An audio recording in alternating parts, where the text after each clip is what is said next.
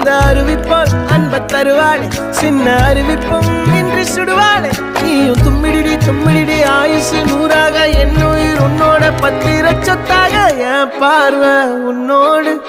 உன் பொம்மை கண்ணோடு பேசாமல் விண்ணோடு